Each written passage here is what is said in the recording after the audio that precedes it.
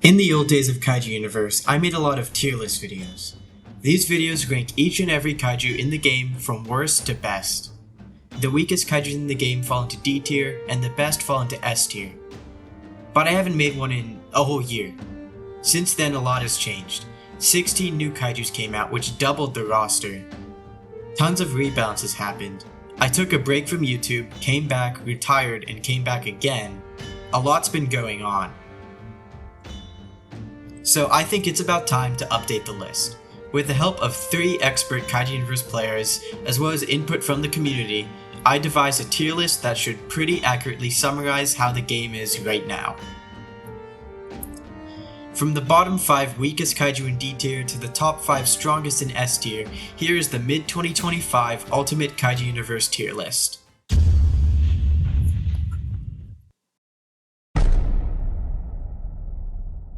D tier. These kaijus are at the bottom. That means that unfortunately, I really do think that they are the worst in the game. That doesn't mean that they're bad. The thing with Kaiju Universe is that every kaiju has the potential to be great. The best Ablecross will always beat the worst Incineros in a fight. Even a mediocre Ablecross could probably beat a good Incineros if it was in the right situation. But they don't have the same potential. The best Incineros, 99 times out of 100, will destroy the best Ablecross. This is what makes a D tier kaiju different from any other tier of kaiju. Even though every kaiju can be amazing, the D tier kaijus have the least potential. You'll see a lot of D tiers struggling before they make it to the high levels, and even then they will be picked off by strong kaiju. So let's go through the D tier. Coming in at the bottom of D tier in 36th place is Volatile. Its small size means low speed, low health, and small hitboxes, which puts it at a huge disadvantage. It got around with its annoying jumpy playstyle, but that was nerfed out of it, so there's nothing really going for it anymore. This kaiju used to cost more than 70,000 G-cells, and now it's only 2,500, and it feels right at home. Ablecross is an interesting kaiju. He also suffers from small size, but due to extended hitboxes in some of his attacks and some great ranged moves, he can actually do a lot of damage. Definitely load this kaiju up with speed skill points because they actually make his dig attack stronger.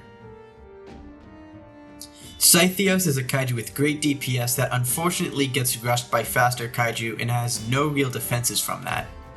Other than that, this is a pretty dangerous kaiju that only really struggles with mobility. Malasive is a flyer that shouldn't fly. It's honestly better when you just play it like a regular land kaiju because its new walk speed is actually faster than Morkage's run speed. I don't have much else to say but that it's a solid kaiju that gets outcompeted in a lot of ways, and it should definitely be remodeled. At the top of D tier in 32nd place is Akatsume. I love this kaiju. He can dish out tons of damage really quickly in close range mode, but the one thing that keeps him in such a low tier is his lack of mobility. He's very slow and struggles against faster kaiju. On to the C tier. These kaijus have way more potential than those in the tier below them, but they all struggle in some way, and some other kaiju does what they do but better. Still, they're all good kaiju when you use them right, just not as good as what's above them.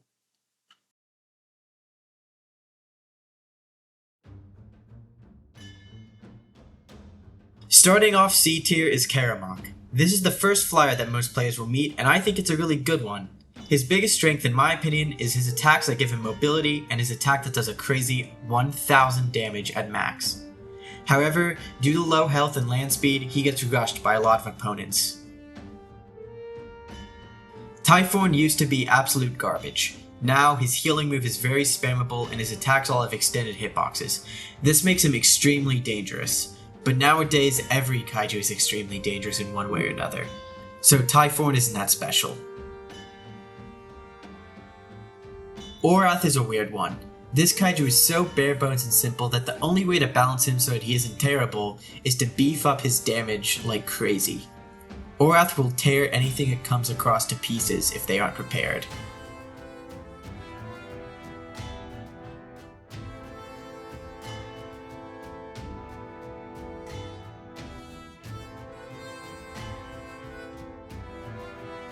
Nuke Terror would be way worse because most kaiju can ground now, but rebalances have made him able to recover from being knocked out of the sky much better than he used to be able to. Still, in a KU where almost every kaiju can ground flyers, Nuke Terror is hugely disadvantaged. Feimao is awesome. This kaiju has so many haters, but I really like him. Feimao is surprisingly good at rushing enemies, but I still wouldn't really say that he's worth a price of over 80,000 G-cells. Finishing off C tier is my favorite early mid-game kaiju, Lorgath. Don't let its low ranking deceive you. This kaiju is great for new players and I would definitely recommend using it. This kaiju has great DPS and some really cool area attacks, but it can struggle against fast and ranged kaijus, especially because it has weirdly big herd boxes. It's definitely worth the 25,000 G-cells it costs after the reprice update. B tier is the average kaiju.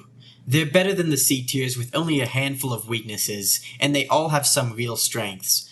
It's just that the kaijus of A tier and S tier have even more strengths. Saberyu is a kaiju that's past its prime, but it's still really dangerous, especially when you level it up and unlock its golden form. Other than that, I don't really have much to say about it. His status was almost going to be all the way down at the bottom of C tier, but luckily his broken utility was fixed and it finally works again. Sadly, his price of 14,500 G-cells, which I feel was perfect, was raised to 30,000 in the reprice update. Batuchara is an interesting but simple kaiju with a powerful beam and a scary gliding mechanic. I feel that he's unfortunately a little too weak for his requirements of 40,000 G-cells and a level goal with Fall Air. I really like this kaiju and I hope it gets buffed soon. Eclipsis Mothman is hugely disappointing in the new Kaiju Universe. Despite having a massive cost in the hundreds of thousands of G-cells, this kaiju is painfully average. It also just isn't cool enough. Most kaiju now are very flashy with big effects, big attacks, big everything, but not Mothman. He honestly feels like a kaiju that should cost 30,000 G-cells, not 300,000. Karkanos has always been a very skill-based kaiju. It takes a lot of work to learn how to use it, and if you don't know how to use it right, it's really bad. Thankfully, after a couple rebalances, it has a lower skill floor than it used to have, so a lot more players can get into it, but I still feel like it should reward skill more than it does. Sakura is a little hard to place right now because at the time this video is being made, she just came out. She's very agile with a lot of mobility and area moves, as well as a dangerous crystallization mechanic.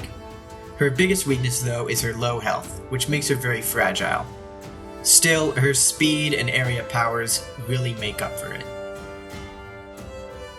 Amor Pese is amazing and can be unlocked very early for a cost of only 12,500 G-cells. I feel that this is perfect for its simple playstyle. That simple playstyle is really strong though. Amor Pese can dish out massive damage really easily and really fast. Nutcracker's always been a really strong kaiju, and it's only gone a little weaker in the new KU. It's still very powerful in most situations, but I don't have much to say about it. Goliath is like Amor Pese, very simple but very effective. It's an uncomplicated kaiju that can shred more fragile kaiju, but struggles against things that can outrange it. A tier is a tier of kaiju to be afraid of. Every single one of these kaiju can own a weaker server at high level and will probably win most battles in a public server. These kaijus all have almost no weaknesses and tons of strengths. There's something to praise about all of them. Starting the top 15, Moonlight Beast has always been a terrifying kaiju and was probably the strongest in the game when the new KU first launched. This kaiju, especially in Old Blood mode, is a DPS master. Volkaizen is great at a lot of things. It can dissuade rushers with fire, stop agile kaiju with a sandstorm, deal massive damage, and much more. It's an amazing kaiju and an amazing all-rounder. Ramthor is a powerful tanky kaiju who can inflict the most evil stats effect in the entire game that debuffs the enemy kaiju in many ways, taking away their charge regen, speed, damage output, and then topping it off by dealing extra damage when it ends. This kaiju is really something to be afraid of. Fall Air is a really complicated kaiju who's hard to learn but is definitely worth learning. Her abilities deal huge damage with an annoying stun effect, and now that projectiles are fixed, she's even better. Glaciolith is definitely an upgrade from its cousin, with really strong stats effects and a lot more versatility to its movement. It's really tanky too and very hard to defeat.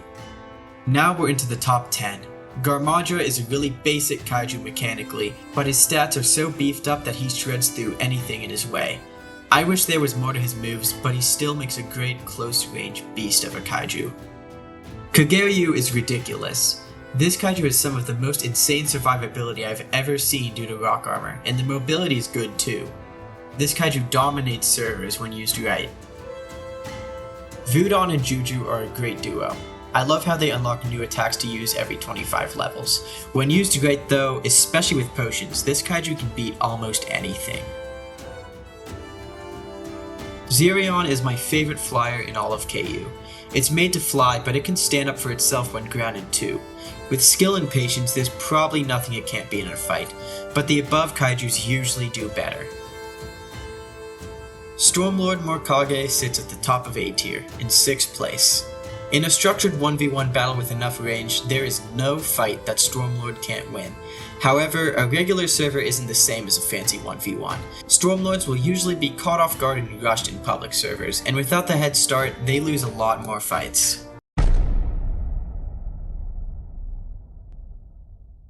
Welcome to the top 5. S tier is comprised of the best kaijus in the entire game.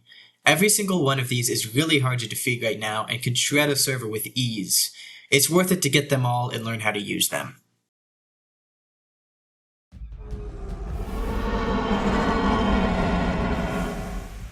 My pick for the 5th best kaiju in KU and the bottom of S tier is Incineros. Incineros is a beast and a very versatile kaiju with high stats all around.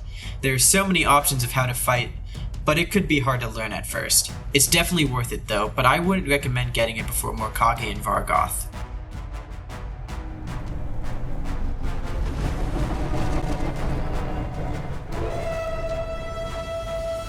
In 4th place, while Thermonuclear Incineros usually loses to the original Incineros, he has more winning matchups and is definitely easier to learn.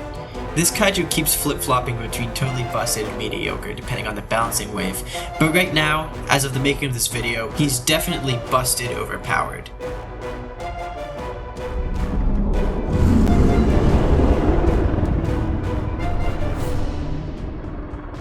As the 3rd place kaiju, Rygar is crazy.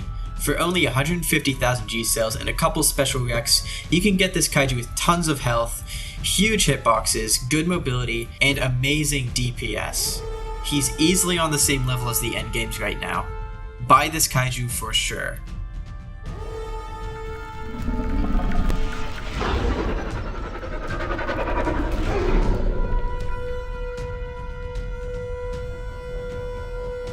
Second place kaiju Vargoth is just a very, very strong kaiju. He may be ugly and have outdated animations, but he has massive attacks, massive health, and deals tons of damage with the ability to just deny close range attackers by summoning his Stellar Mist.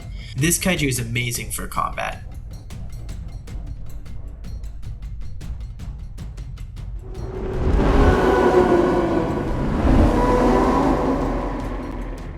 And finally, at 1st place, the best kaiju in Kaiju Universe is Morkage. This kaiju's Geo-Electric mode attack deals up to 1800 damage with a practically 100% hit rate.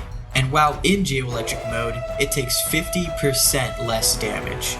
Morkage is hard to defeat, can catch up to enemies with its rush attack, and can blast them to pieces with a huge railgun.